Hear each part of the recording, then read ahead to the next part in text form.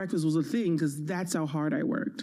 It doesn't come easy, and I work for everything, whether it was winning championships or whether it's being an investor. I went to San Francisco, and I worked hard there. I had to fight my way to even figure out a way to get an idea of what these investments are like. So it's really just about hard work. It's no way around it. You can't go around it. You have to go right through it, and then everything will fall into place. Love that. This has been great. And we could fun, talk to you all obviously. day. What's that? And have fun. And have fun, obviously. Yeah. Yes. Are you having fun? I am. Yeah. I am. Yeah. I think it's important to have fun, but I think it's important also to take a moment and just look up at the sky and give grace, or look at a tree and say, I'm here. I'm alive today. And I've been doing that lately, and that has made me just appreciate just being around, and that makes my day even better. So it's something new I'm trying. Sorry, I'm just trying to tell you guys something new. Gratitude is very powerful. Right. It is. Thank you. This has been awesome. Awesome. Thank you. Thanks for having me. You bet.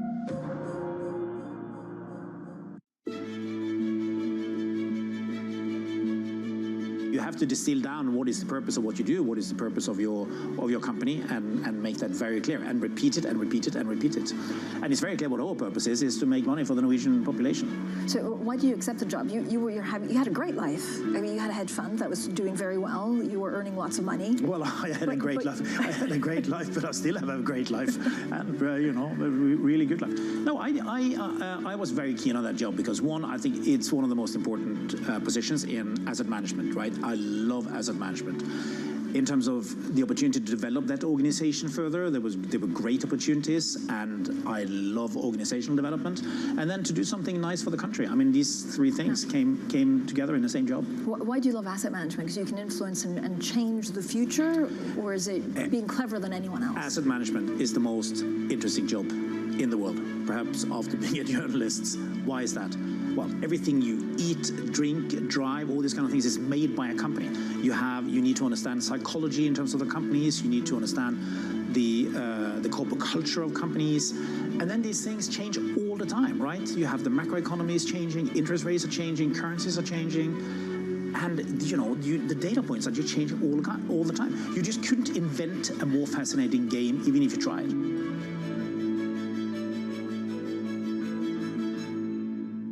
This is Bloomberg Daybreak Europe. I'm Tom McKenzie in London. These are the stories that set your agenda. Taking you from the U.S. market's close to the overnight session in Asia. We'll walk you through what you need to know to kickstart the European trading day. Live from our European headquarters, we bring you the day's top market-moving stories, unmatched expert analysis, and on-the-ground reporting from across the continent. Tune in every weekday at 6 a.m. London time, only on Bloomberg Television.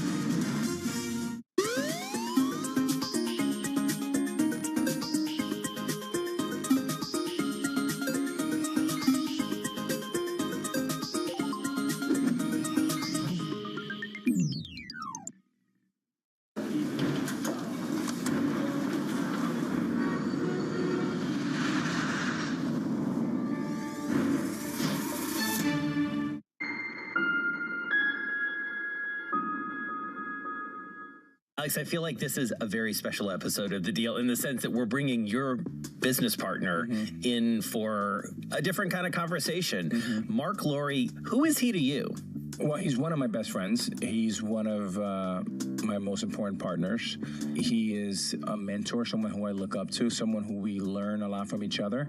And quite honestly, it's been a great partnership because we have complementary set of skills. What I think about is this entrepreneur who like keeps finding these new ways to win. So you think about selling diapers.com, that was a real company, to Amazon for more than $500 million. That actually is an acquisition that he's not so happy with, so he goes and does it again. He creates jet.com, sells that to Walmart, and as you say, from deck to exit in 26 months, $3+ billion. What? Unbelievable. And now he's on to the next thing, Wonder. He talks a lot about that. Big takeaway for me is his willingness to just either make a mistake or change his mind. You see it, I would imagine, almost every day talking to him. He is truly a phenomenal talent. He talks about 6th gear, which means working 100 hours a week, 20 hours a day. He has an incredible engine. And, you know, this is his baby, Wonder. He's raised over $1 billion. He just finished a $700 million raise. The company just got appraised at $3.5 billion. The way he looks at the world, he thinks in an unlimited way, really, really big, and you'll learn a lot. I don't know if we have spent as much time with anyone yet talking so in depth and in such a nuanced way about entrepreneurship and the mechanics of it. I mean, what I took away from him is it's not just a mindset, it's almost a lifestyle. You know, the way that he approaches it, it's just fascinating to hear someone who can talk so eloquently about what seem to be soft things in very hard terms. So, Mark, introduce yourself. I'm Mark Laurie. I'm the founder and CEO of Wonder Group and a co-owner with Alex of the Minnesota Timberwolves and Lynx. All right, so we should say this is a little bit of a different episode of the deal, but I think that's the best place to, like, how do you guys come together? Like, how does this all happen that these two guys are in business together? I'm going to start with you. Full disclosure, Mark and I are partners in several businesses, including the Timberwolves and the Lynx, as he said. But how we came together was actually funny. It was around COVID. And we had a mutual friend that kept telling me, you have to meet this Walmart guy. And I was like, well, I'm really busy with the Mets now, but I wasn't expecting to meet Mark, and we kind of hit it off right away. We're both New Yorkers. We both have 2 daughters. We both come from like humble beginnings. And I was like, wow, I don't know what this meeting is about, but I want to do something with Mark, and that's kind of how it started. What do you remember about that? I remember being, like a big Yankees fan growing up, New Yorker, heard things about Alex before we met. And when we actually met on Zoom the first time, I was just like a little bit surprised at how down to earth he was, how we shared a common set of values, and he was different than I think the perception of him in the world with me and others, and we just really hit it off.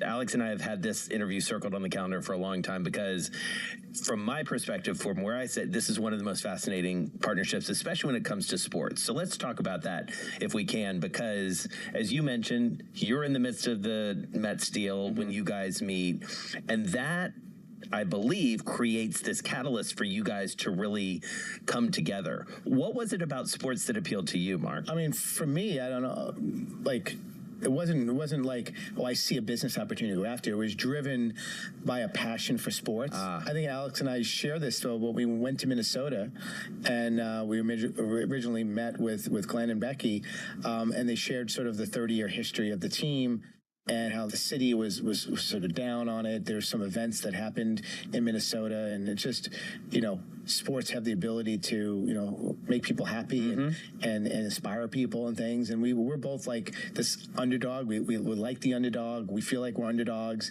And we kind of just felt this like story in Minnesota of the underdog. And I think we just had this drive to say, man, let's get in there and really let's put our energy into this, and let's help turn this thing around. And if we do that, we could add a lot of collective happiness in the city, the fans, the players. Like there was some drive for me. I don't know if you felt the same way, but it was like the money was second. It was like, okay, and like NBA is a great league. It's growing. It's progressive. These team valuations have been going up. It's going to be a good investment. But it wasn't like we're just searching like a PE firm or something, searching for some good investment. Interesting. It was really the story, and the history of Minnesota that really was inspiring. And so that gives me an opportunity to ask a question that I've asked Alex before, but I really want to ask the two of you together, which is, kind of getting into this partnership, because obviously I know a lot about him, I know a little bit about you, but like, how does it work? I'll go first. I'll go first because I think this will give you an example as I pull the curtain back on our early days. I hope you don't mind me sharing some finances, but I'll do it anyways. So within the first 10 days of Mark and I getting to know each other, it went from, wow, okay, like we're in the middle of COVID, I'm in the middle of the Mets and pursuing that acquisition. In the first 10 days, Mark sent over his finances, like just a sheet, like his whole balance sheet. I was like, okay, that was quick. Like no NDA, just send it to me. I was like, okay, this is aggressive. That's quite an attachment to get your email. That's like first date, boom. And then the second thing he did, he said, hey, I like this. I like the way we're jiving here. I'm in for $25 million. I'm like, wow, okay, finance is $25 million. Within 10 days, he was so invested. He's like, I'm good for 200. Let's go. And I was like, okay, this is my kind of partner. But it was example of him trusting his gut, him being a New Yorker. We both loved the Mets. We thought it was an incredible opportunity.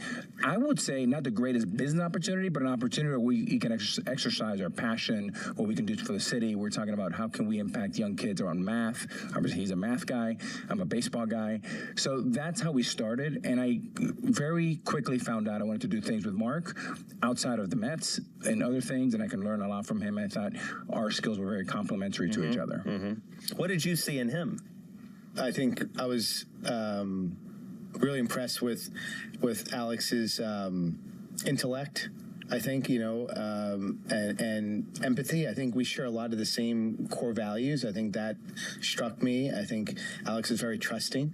I think we know, with trust comes some great things, but there's also downside to it. Mm-hmm. And I think we're both similar in accepting the downside. Sometimes you're overly trusting, you get burned, but that's kind of a byproduct. But there's something magical that happens when you trust. I think we are both like loyal, and so I think that's important. I think we're both missionary, not mercenary. Like we're, it's not about like, every dollar, every penny, like striking a deal. We make the same way. I think when we did the deal with Glenn and Becky, it was very much like, just kind of tell us what you want and we're good. We didn't have to like squeeze or anything. And then I think even when we operate on a day-to-day basis, we do a lot of stuff handshake. There's no like things that we're signing together. It's very, very trusting. So that builds a bond. I think, Alex is also incredibly knowledgeable, obviously, in sports.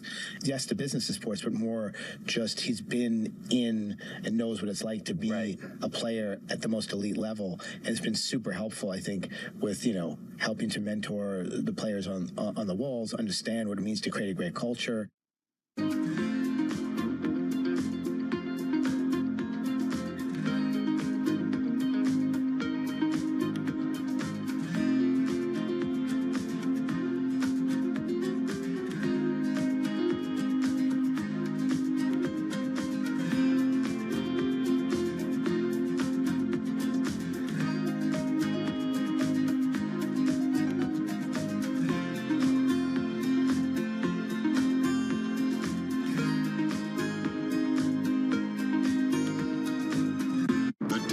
In tech are on Bloomberg. I don't like anthropomorphizing AI. I sort of believe it's a tool.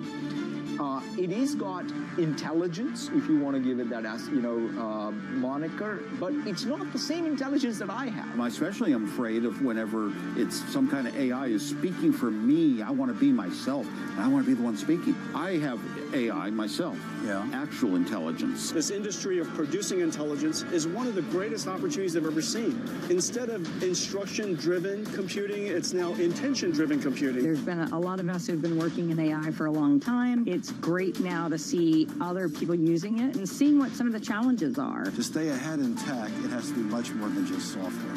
So you need long-term investments in science and research. You have an ecosystem of companies coming together. It's causing a new industrial revolution. Nobody covers technology like Bloomberg. Context changes everything. DOJ or other authorities could face bigger challenges next. It was going to keep Green World Cup. This is a three as the economic picture, covering the intersections of Hollywood, Silicon Valley, and beyond.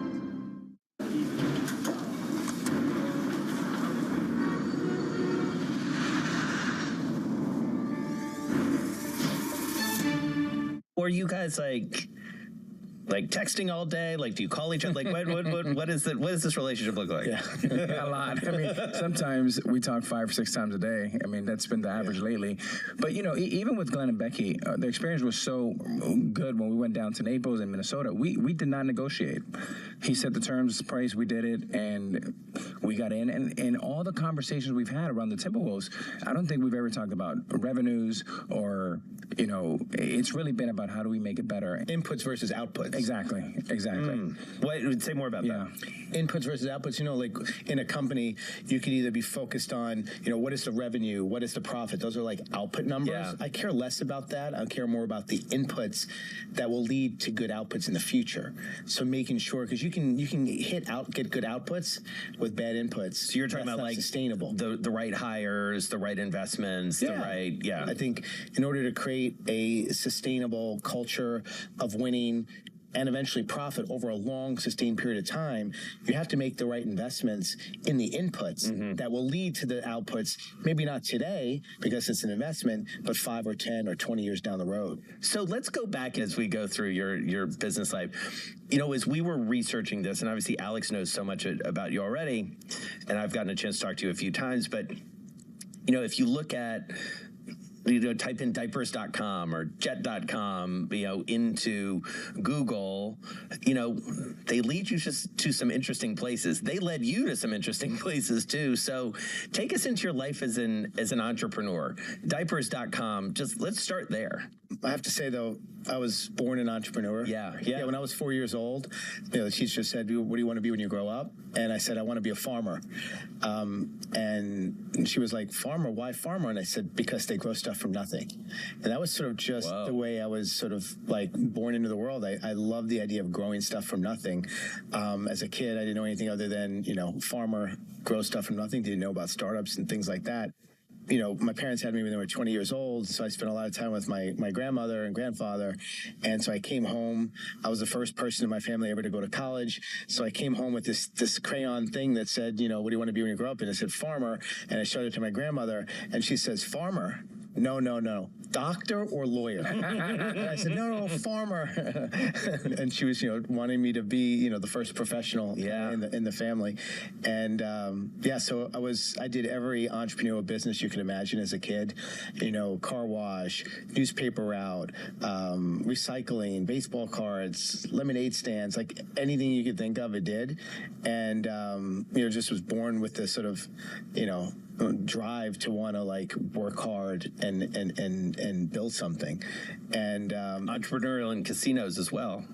Yeah, a little of that too.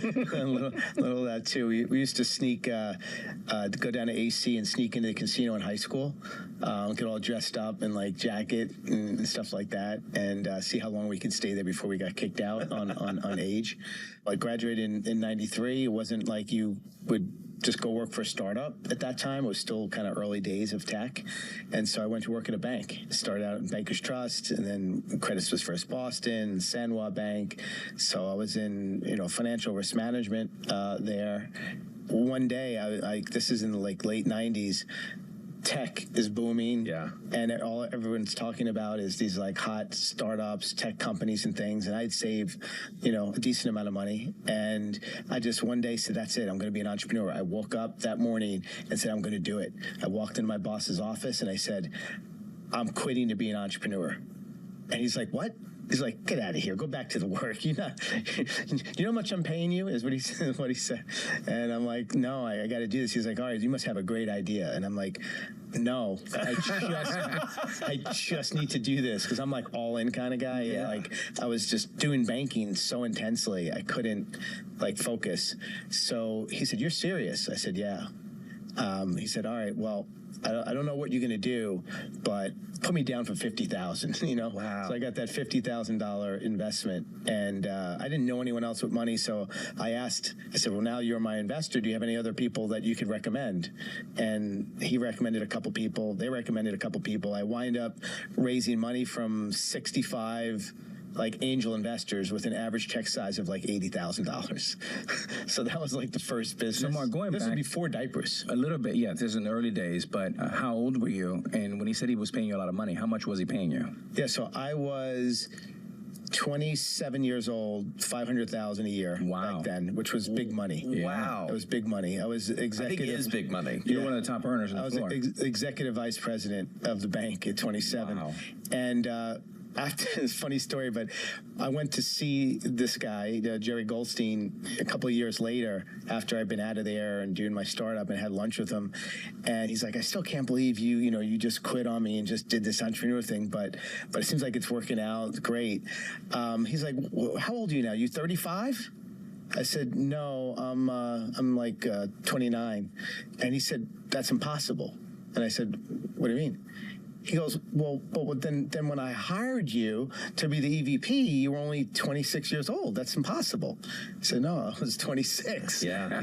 But he said, yeah, I guess the bald head threw me off. So wow, this is a huge breakthrough for the bald. It is. This is amazing. It's a shameless plug for you guys. Yeah, exactly. We're doing great. But Mark, one of the stories that it resonated so well with me is you're the ultimate missionary, not mercenary. You're all in. You talked about mission. But you said a story talking about baseball cards. You had a Reggie Jackson story. And I think this story, I think we were 10 or 11 years old. Yeah. Tell me that story, because I think it tells me a lot about who you are and what you mean. Yeah, that's still triggering to this day. So 5th grade, never forget it. It was baseball cards when you used to have to flip them heads or tails on the floor. There was this bully, and it was a flipping for Reggie Jackson. And originally, I thought it was going to be whoever flipped more heads wins Reggie Jackson. And he's like, no, you got to flip 10 heads in a row. Wow.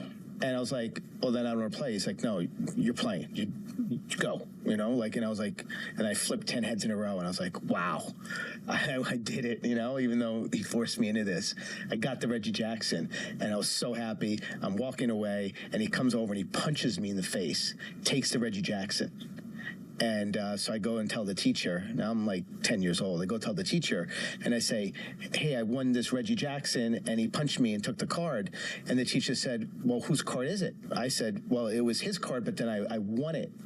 And she's like, well, if it was his card, then I'm sorry. And to this day, bullies are triggering. I ask people on an interview, every interview, I ask them, what gets your blood boiling? What gets you, just angry? So everyone's got that thing. And every once in a while, somebody will ask me, well, what gets your blood boiling? And it's always the bully.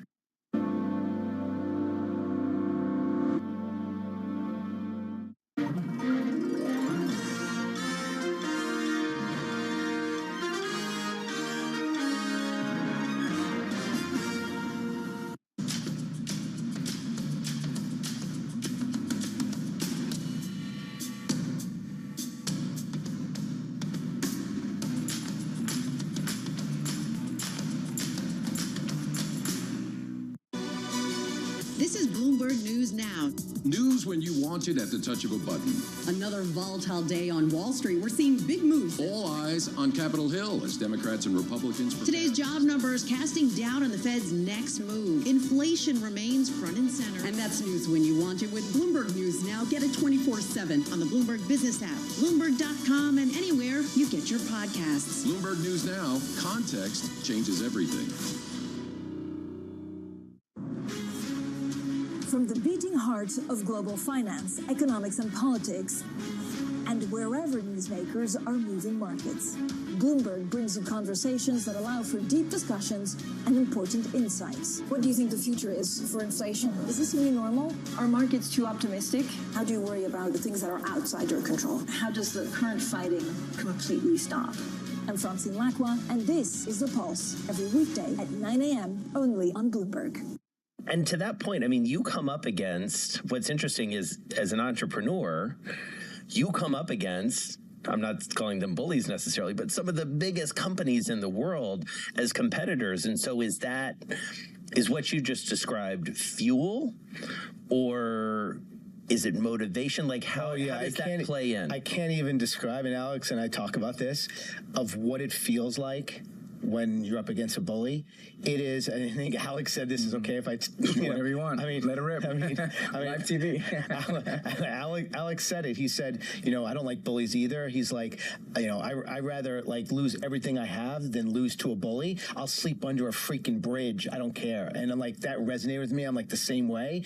I'd rather lose every single penny and sleep under a bridge with Alex than lose to a bully. But if it's like, if somebody is reasonable on the other hand, they can get away with a lot with me. I'm very empathetic. I think Alex is very similar. That's why we kind of connected. And fair and like empathetic, and sort of like if somebody, comes up to you and says, hey, I'm sorry, like, that goes, that's like, it's like, okay, like, it's okay, like even if they screwed you over or whatever, like there's empathy there. But if you're going to just play the bully all the way through, no, so Mark, that's one of the things, Jason, I don't know if you know this, but this is one of the most incredible things about Mark. Besides him being a great business person and a father and all of that, and a great friend, how have you been one of the most highest paid CEOs of all time at Walmart, e-commerce? You grew that business from $8 billion to $50 billion. You've done all these great things. How in 30 plus years haven't you sued anyone and never been sued? Yeah. Now that is a feat on its own. Yeah. How? Again, so it comes to the fairness thing. I can see somebody's point of view.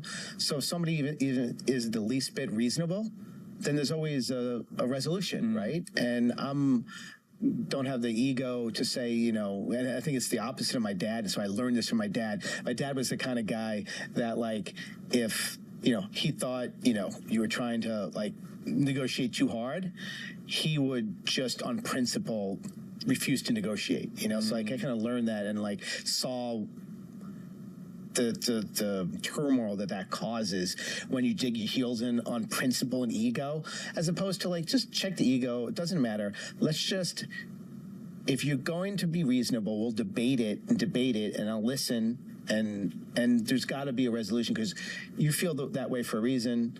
I feel that way for a reason. There's got to be some resolution. I'm very giving as long as the person is willing to negotiate. And I think that's always been the case, is that people, I think, when you be vulnerable, people be vulnerable back. You let down your guard, you talk it through, and people generally, I think, want a good thing. And so stitch that together for us with, that is a very like humane and empathetic approach to business.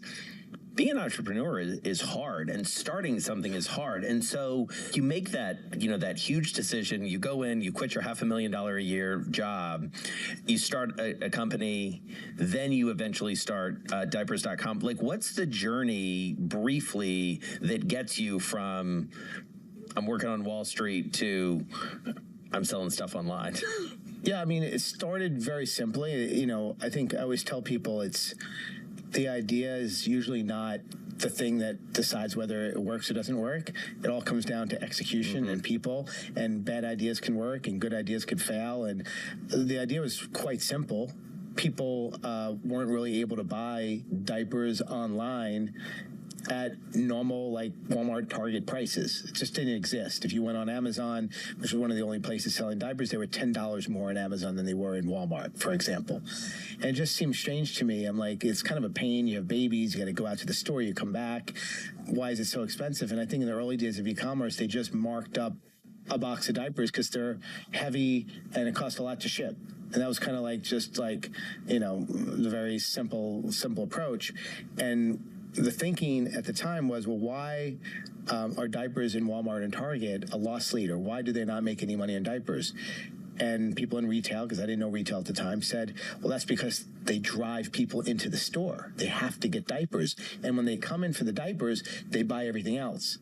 So I thought, that's interesting. So if they can be a loss leader for brick and mortar, why couldn't they be a loss leader online? Now, the loss, albeit, was a lot larger because you had to pay for shipping. Right. But you also had a lot more products online than in the store. So it's the same thing. If I can lose $1 and go into Walmart and make $2, great. If I lose $10 online on a box of diapers and make 20, sort of the same math, right? And so that was the big vision is let's sell diapers, deliver them overnight at Walmart prices, build a relationship with parents, and then sell them everything else. I mean, on that point of entrepreneurship, I mean, you talk about this a lot and this notion that the struggle's real. I mean, and you embrace it in a lot of ways. And how does that come up as you mentor people? Yeah, I mean, I always tell people see like the success to say, oh, you had one successful life, good 2, 3, and now it's wonders working again. Like you make it look easy, and it's anything but easy. I just want people to know, like I feel like I'm eating glass every day. And just hoping that I don't get cut on the way down every day. That's what it feels like. You know, it's the entrepreneurs that don't get down on themselves and think I'm a failure. What am I even doing this for? I could be doing other things. Like once your brain goes there, you're done. Like it requires being an entrepreneur you're gonna face really tough times, and it's those that go into what I call the 6th gear, where you literally give it every ounce of energy you've got. It's more than 100 hours a week. Your brain is focused and dialed in on exactly what you need to do. And you couple that with the ability to take risk and try things and move very, very, very quickly and be comfortable with uncertainty. If you've got those attributes as an entrepreneur, you're going to be okay. You're going to figure it out. But it's not easy. It's really, really hard and tiring. I take a lot of pride in being more on the empathetic side of being a leader, because I think at the end of the day, you know, you can only do so much as an individual. It's about the team. And you know, you have to create the right culture. Culture in a startup is not, you know, ping pong tables and stuff like that. It really is about how you treat people and the value system of the organization. That's one part of a framework that I've created called VCP, Vision Capital People. And I think as a startup founder, you need to focus the vast majority, if not all your time, thinking about VCP, vision, capital, and people. So what's it like moving from the East Coast, where everything is finance and money, to the West Coast, where everything is technology? Did you fit in right away? And did you really know how to use all the computer things that they give you to use? So it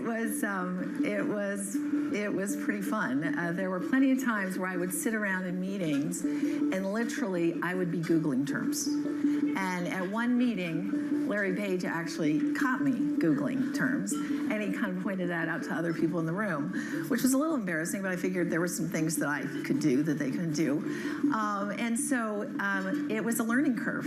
And my dad always, he taught me at a young age a term that I've used constantly with my teams. He said, in his lab at Stanford, if a physicist could not define a quark in under 30 seconds, they didn't know what they were talking about. And so I use the quark test all the time. If somebody's rambling on and they can't get to the point, they probably don't know what they're talking about, they fail the quark test. My finance team knows this quark test. And at Google, I'm working with amazing computer scientists, so they never fail the quark test. They can explain things really clearly, which shoots you up the learning curve. But did you understand what they were talking about from the beginning, or did you have a special tutor that's taught you technology? Or did you I had actually run tech banking and took Google public, so I had a little sneak preview.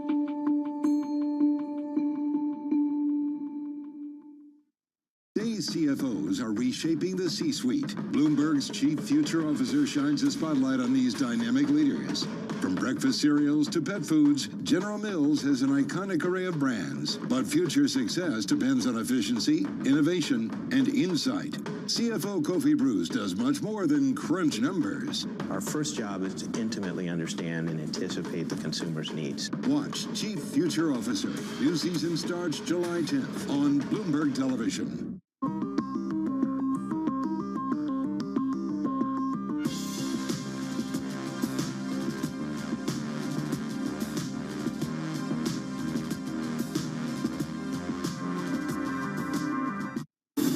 Fixed income fix. Watch Bloomberg Real Yield every Friday right here on Bloomberg. Context changes everything.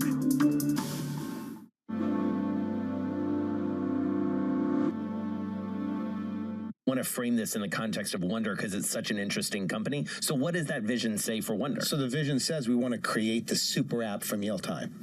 Anytime somebody wants to eat a meal, breakfast, lunch, or dinner, they'd be able to go to the Wonder app, and whether it be food delivered hot to their door, whether it be a Blue Apron meal kit, whether it be an oven-ready meal, eventually in the future, groceries with recipes, it could be booking a reservation to a restaurant even, like anytime you want to eat, you pull up the app, and then in the future, when we are covering all of your meal occasions, we can track your health, calories, fat, protein, vitamins. We can give you a health score. We can use AI to meal plan based on a budget and how your lifestyle, how you operate. Some days, Friday, Saturday, you want food delivered to your door. You don't want to do anything. Sometimes Wednesday, Thursday, it's an oven-ready meal. You just throw it in the oven. On Monday, you're willing to do some cooking and make it fun and get a meal kit delivered. So that's really the big vision for Wonder. So tonight, I'm in the Upper West Side. I want to have dinner. If I go to the Wonder app, how many restaurants and how quickly would dinner get to my house? So right now, we've got 25 restaurants live on the Upper West Side on the Wonder app, and you can order from all the restaurants in a single delivery and a single checkout. So everybody in the family can order from a different restaurant. All the food will be cooked and delivered with our own delivery network in under 30 minutes, and the food's going to come hot because we won't deliver more than 6 minutes. And so from the time it leaves the kitchen till the time it gets to your door is maximum 6 minutes in the Upper West Side. So the food's coming hot. It's great quality. You get multi-restaurant ordering. It's on time. It's accurate. So there's a lot of benefits of vertical integration. What kind of feedback have you got from some of the consumers that have tasted? Yeah, I mean, it's been, we have some of the best chefs in the world on the platform. Jose Andres, Bobby Flay, Marcus Samuelson, J.J. Johnson, Mark Murphy.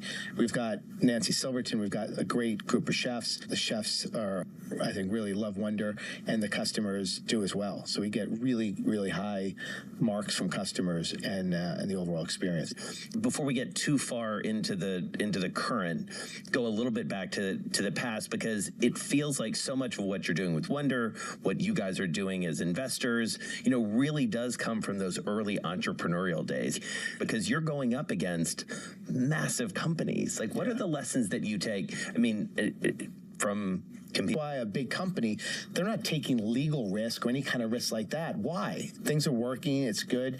When you're a startup in your early stages and you talk to a lawyer, they shouldn't be giving you the same advice about whether you should do something or not do something when you're a startup versus a big company. But lawyers tend to give you the same advice.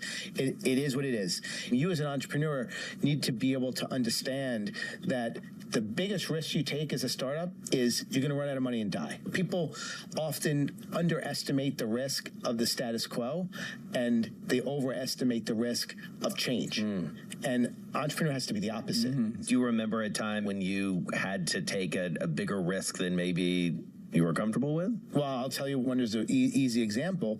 2 years ago, we had 450 trucks on the road, and we had tested a brick and mortar, and the brick and mortar was doing really well and felt like that was the future of the company. Better return on capital, more profitable, more scalable. But we only had one brick and mortar. It was tested for a month. We had 450 trucks on the road that were working really well, and customers loved it. Investors, press, employees, everybody loved the trucks. But you have to acknowledge and be completely objective and say, okay, it's still a startup. What's the probability you continue with the truck business? And then you got to always be objective and looking for opportunities to take risk to increase the probability of success. And when I saw that brick and mortar, I said, that's it. That's going to improve the probability of getting a big outcome. Yeah. The big outcome meaning much more scalable. Got it. Much higher return on capital, right. More profitable.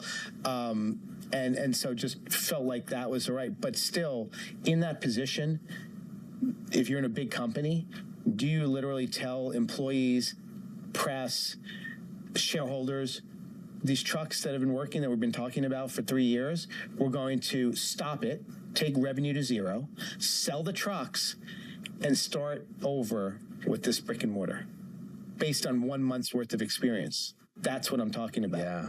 And now when I did it, people said, that's crazy. And now today, fast forward, we're 16 months removed from that. People are saying, I can't imagine us not being in the brick and mortar business and being in the truck business still. So as an entrepreneur, the key learning there is being really objective and thinking the trucks are working and thinking, oh, we're great. Don't take that risk. Things are good. When things are good in a startup, you still have an 80% chance of dying, right? Like that's just the nature of startup, right? And so you have to you have to understand what you're dealing with and factor that into your decision making. I think that is really, really important, and it's the objectivity. Do you think it'll be the case where someday you will be an investment committee or I'll be an investment committee and we just apply AI to decide whether it's a good deal or not, or we're not going to be there anytime soon? I don't think we'll be there in the near term. And David, because, being on investment committees, there's the analytics of the math, there's the people, and then there's judgment. So analytics of the math, I think AI will help us get way more refined. Right now, we have analysts building models upon models. Our typical investment memo is 86 pages. So we could refine that down very, very seamlessly to pieces. The people aspect to it, to make a judgment call on, do I believe this entrepreneur is going to go the next mile? Do I believe that the background of the entrepreneur, who they are, what they stand for, their values, their family, that's the harder one. I think AI is going to take some time to get there. And then the final piece ends up being judgment. And I don't believe we've seen anything yet that gives us a sense of judgment that we're able to apply. People ask me all the time, what is the key to being a really good investor? And I tell them it's to surround yourself with and work with the best investors you can find.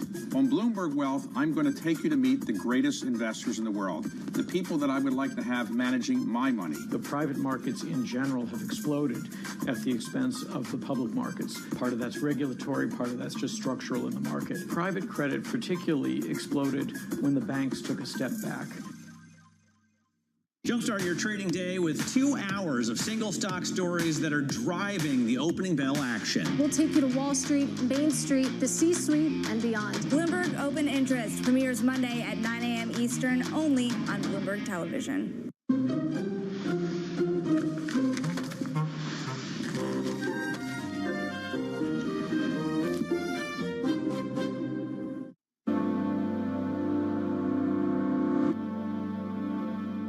I've heard you say, putting the cart in front of the horse. Talk to me a little bit about that. As an entrepreneur, you've heard the phrase, don't put the cart in front of the horse. And I think people sort of train to think that way, like, don't get ahead of yourself. I think as an entrepreneur in the early days, because the risk of it not working is so high, or the risk of it working is so low, that there's a benefit to putting the cart in front of the horse to sort of flush things out faster and get the answer faster than you ordinarily would. So, for example, when I was actually at the bank, I started this financial risk management certification exam, the FRM, with my colleague Lev. I was 24 years old. There was no certification exam for financial risk managers like a CPA and things. And I just thought hey, let's create a certification exam. And friends would say, well, you can't do, who's going to take your exam? You're a 24-year-old kid, they're not going to take your exam. So I said, all right, good point. So we created the Global Association of Risk Professionals. It was an association. And we said, well, the association will give the exam. They said, yeah, but you just created that. So how does that work? So I said, good point. Okay. So this is putting the cart in front of the horse. Rather than go through this whole build an examination, bring in professors, all the things that you would need to do, you basically just put on the website in one weekend, here are all the topics, here are some books to read. The exam is in May in New York City, and it's $550 if you want to sit for the exam. That was it. One weekend. Put the cart in front of the horse. Started getting checks. 1 check, 2 checks, 3 checks. I think it was 34 checks we got the first year. And so we said, all right, I guess we gotta create this examination. Then you get where's that horse now? No, then you get the professors. Then you put the exam together. Then you administer it, and then you do it. And so that's just a great example of like you don't know until you do it. So how do you take the biggest step you can take with the minimal amount of effort and time to kind of flush out the answer as quickly as possible? So that's the technique that's to start a whole company. But inside of a startup, inside of a big company, there are lots of opportunities to sort of like very quickly put the cart in front of the horse to learn something that could dictate the future strategy of the organization. And so that's a good lesson there. Mm-hmm. So with the sale of diapers.com, it goes to Amazon. That's a story in and of itself. Some people, having gone through that successfully, would be like, yeah, entrepreneurship, done it. Maybe I'll go do something else. What was your mindset as an entrepreneur? What did you learn? What had you learned at that point, I guess, that sort of fueled you and about the role of an entrepreneur?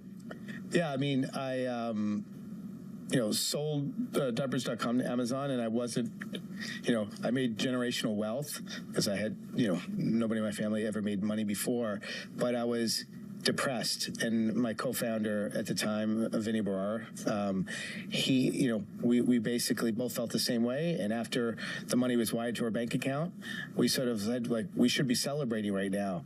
And we were both like depressed, and we went and we had a drink, and we're just like, man, like, it just goes to show you it wasn't about the money. Like the mission that we had set out was kind of like crushed with the sale to Amazon. And we had just really big dreams for what that could be. And it was kind of over. Even though it was a great exit, we made a lot of money and shareholders made a lot of money, it was depressing. And so I felt like, there was just some unfinished business in e-commerce. We had, learned so much, had new great talented people, had access to capital, and went after it with Jet again. And I think one of the reasons why I think we were able to grow so fast and have all this happen in 26-month period was because we kind of felt behind. It was like diapers would have been here by now had we just stuck with it. And so there's a little bit of catch up. I kind of regret kind of going as fast as we did on Jet, because I think some of the core principles that I have around entrepreneurship were sort of broken during that run. But again, it was a successful exit for shareholders, for employees, and for Walmart. So, Mark, I want to go back to Jet.com. You went from deck to exit in about 26 months. That's incredible. There was some articles around the time that they may have overpaid, but as somebody said from inside the company, it's one of the greatest acquisitions that Walmart made, because along with Jet came Mark Lowry, and they wanted to kind of turbocharge their e-commerce business. They were doing around $8 billion a year, which was pretty pedestrian for that, and you took it with your team to about $50 billion in like 4 years. How hard was that, and how the heck did you do that? We had a great team at Jet that really helped. Once I came into Walmart and just assessed the situation, was we needed to change the narrative. I think the narrative, around Walmart e-com was they were losing big time to Amazon. I think as a result, it was challenging for Walmart to recruit great people into e-commerce business. I think Walmart had great people on the store side of the business, a very big, profitable business. But on the e-com side, Walmart wasn't known as a tech company. I probably made a series of decisions that any one decision on its own, if you just isolated and studied it, would have been a bad decision, but the sum total of a bunch of bad decisions actually turned out to be a really good decision. One bad decision would be, we had the cost to acquire a customer and the lifetime value, and typically you want to have the lifetime value of a customer some multiple of what it costs to acquire, so that you pay to acquire and then you make a return and it makes sense. Yeah. Well, they didn't have a very high lifetime value of a customer, and so the CAC, cost to acquire a customer, in the LTV, was sort of upside down. you wouldn't typically recommend spending marketing into an upside down scenario. But my view was we need to get top line moving. And so the first year we grew, I think, again, spending marketing, I would say inefficiently, not something that on an isolated decision I would recommend, but getting that business growing, people were like, wow, like what's going on over at Walmart e-commerce, and some tech folks, they're investing, the sales are growing. So a series of decisions like that that helped change the narrative, because at the end of the day, I knew, we had to have a clear vision as VCP. We had the capital from Walmart. What we didn't have was the people. And so how do we change the narrative to bring in the very best people in the world? And I think we were able to bring in some amazing people that really helped transform the business. So I was sort of, helped be the catalyst to it, but it was the great people we hired that ultimately, executed and grew that business.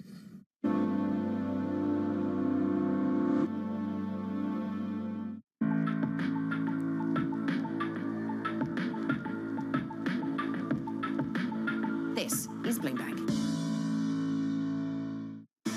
Bloomberg Surveillance covers the latest in global markets and the political events that influence your world. Join Jonathan Farrell, Lisa Abramowitz, and Anne-Marie Hordern only on Bloomberg. Context changes everything. It's Jobs Day, and Bloomberg has the report under surveillance. The job market is quite strong. There's no major job losses. The economy is still chugging along. This Friday, Bloomberg will bring you crucial data and expert analysis at terminal speed. We have a labor market that is not inflationary. Perhaps some cooling is in front of us. We're now starting to move into the more normal stage. There's a lot of things under the hood here. The June Jobs Report, Friday on Bloomberg. Good morning from our world headquarters in New York. I'm Manus Credit. And I'm Danny Berger. Let's set your agenda. Bloomberg Brief delivers the market news, data, and analysis you need live every weekday at 5 a.m. Eastern. Bloomberg. Context changes everything.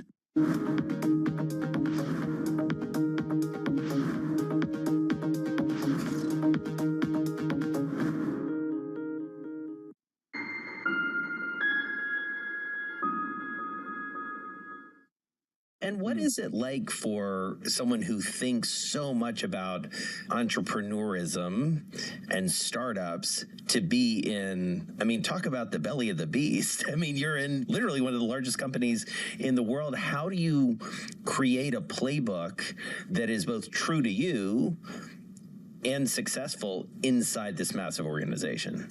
Yeah, I was fortunate that Doug McMillan and the board of Walmart said, here are the keys. We need help on e-com, and sort of they definitely let me run the first couple of years to kind of get a lot of these things in motion. I think maybe they wish that things happened faster than they did, but it was tough to turn over that team and culture and get that moving. But I think in order to be successful there, you have to be a sort of missionary, and just like when we sold the company, I just felt like I was in service to Doug and the board, and I was going to do whatever I could to do what's in the best interest of Walmart. It wasn't about me, it wasn't about the team, it wasn't about Jet. One of the first decisions I made was to merge Jet and Walmart into one e-commerce site. It didn't make sense to have two. That of course didn't want to see my baby, get merged in, but that was the right decision. So I think if you go into a big company like that and you approach it with this idea that whatever's in the best interest of the company, they acquired us, and you put all your thought and effort into that, then good things will happen, Just one simple question, for me, is always intriguing. When you build a company from deck to exit in 26 months, how does Walmart get a hold of Mark? Do you get an investment banker and says, hey, Walmart's interested or Amazon's interested? How does that work? Both Amazon sale and the Walmart sale, no banker. Wow. So it was just direct relationship. Just started off as like, hey, meet each other. And then, I think when I met Doug, I really liked him, and, he wanted to get e-commerce, moving and, go after Amazon, and I did too. And so we just sort of bonded over that. And when we were talking you had a common foe in Amazon. Fair? That's fair. That's fair. Because your experience with Amazon, they bought you in shut it down? I didn't have the best experience selling diapers.com to Amazon. Yeah. A much better experience selling Jet to Walmart. That's for sure. Learned a lot of lessons in both cases. What was the main lesson you took from Amazon, from the Amazon acquisition to the Walmart acquisition? Well, it's interesting. This is more nuanced, but it's really important to me is, I didn't like the Amazon culture. Like, it wasn't a good fit for me. One of the things I came to appreciate about Amazon and about culture in general is the most important thing about culture is consistency. Hiring people that excel in that culture, like, that's the most important. And Amazon was really good at that. So they knew exactly, this is our culture. These are the kind of people that are successful, and they weed out people that aren't, and they find the people that are. And so even though I disagreed with the culture, it actually was a good culture. One of the big things was, and they were not afraid to say this, and that's what I respect it. They don't like social cohesion. They think you should be very direct and tell somebody, if you don't like that, just tell them right to their face, I don't like that, that's bad. And I'm a little bit more like social cohesion, empathy. I would never tell somebody straight like that.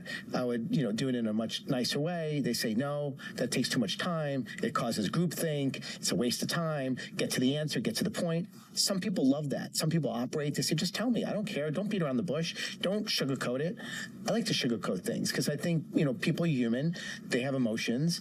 And, again, I'm trying to get the very best out of people. And my view is if people feel respected, they feel, you're not being condescending, you're not treating them bad, that they're going to develop a loyalty, and there's a trust that develops. And from that trust and loyalty comes that fire to want to be a missionary and want to help push the company forward. And that's what I'm looking for. Mark, you and I talk about trust, and I've learned this from you. Talk a little bit about your philosophy about trust and how you usually get more trust from people that work with you or for you by trusting more. It's just starting from a place of trust until they do something to lose that trust. Yeah. But the three core values at Wonder and at Jet are trust, transparency, and fairness.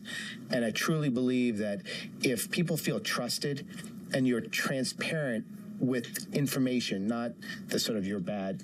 It's here's all the information. Here are the financials. Here's the state of the company. Here's where we are. Here's our compensation system. Here's what everybody makes in the company. Be super transparent, and they have that information. And you're fair and equitable, and you create a safe working environment. If you have that set of values, then I think people find it very empowering, and that's how you get the best out of people, in my view. And so always look to create that sort of empowering culture. So Mark, Lori, what advice would you give a 10-year-old, a 20-year-old, a teenager that wants to be the next Mark Lori? What advice would you give them? Yeah, I get this question a lot, and people say, if you had to do it over again, what would you do? I got really lucky, but I think I'm two daughters, 24 and 21 years old, and so they're asking me for advice a lot. And I think people at that age, in their teens or 20s, they feel like they need to have it all figured out. What do I need to do? It's very mechanical. Do I need to get this degree to then do that, to then do this, and do I do this and that?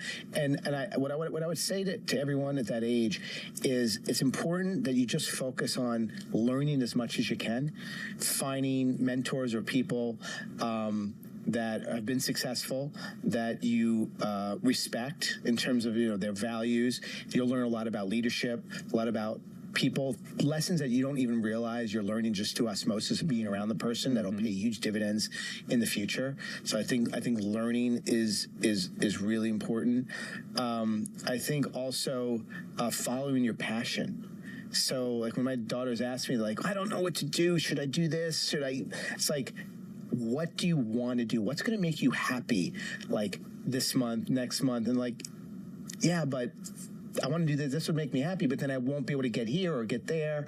And I just sort of disagree with that philosophy. I think follow your passion. If you've got a drive, something burning inside you that you want to go do or learn about, the time to do it is when you're young. And that'll take you places that you have no idea and can't plan out. But I do know if you follow your passion, you surround yourself with great people, you learn and you give more than you take. and give without any regard for what you might get in the future. And if you come from that place of giving, surround yourself with great people, learn and follow your passion, I think magical things will happen. Great. Mark, thank you so much. Thank you, Mark. Thank you.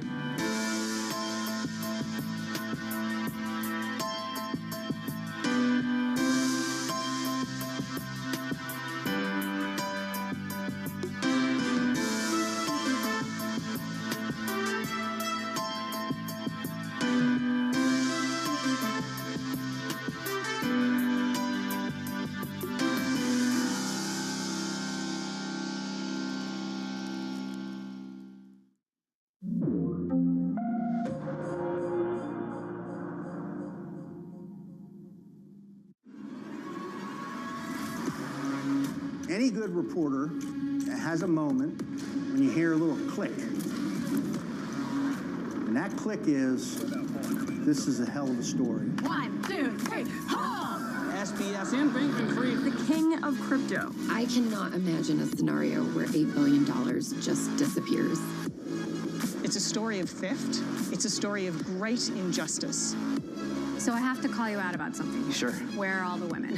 What's up, everyone? It's Haley. Trust me, I get that. It's so incredibly liberating not to care what other people think. That's amazing. This is a way to change culture. It's really for everyone. My name is Nikolai Costa-Waldau.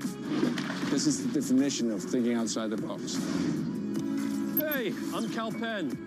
Where's the onus lie for all of this stuff? So this is one of the great problems with capitalistic societies. We've all been used as guinea pigs for the last 70 to 80 years. This is not meant to be sensational. This epidemic is uniquely American.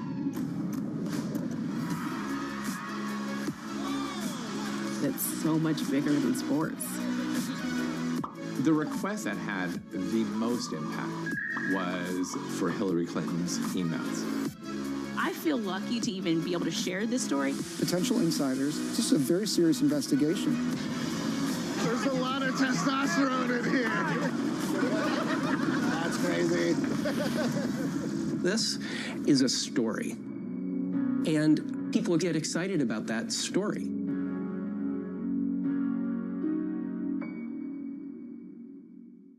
On season 2 of The Circuit, we're walking with the titans of banking. You guys love these memes. Yes, we do. And driving a warship through the Pacific. I am a little bit of a caricature. Taking you around the world. And getting you closer to tech and business leaders like never before.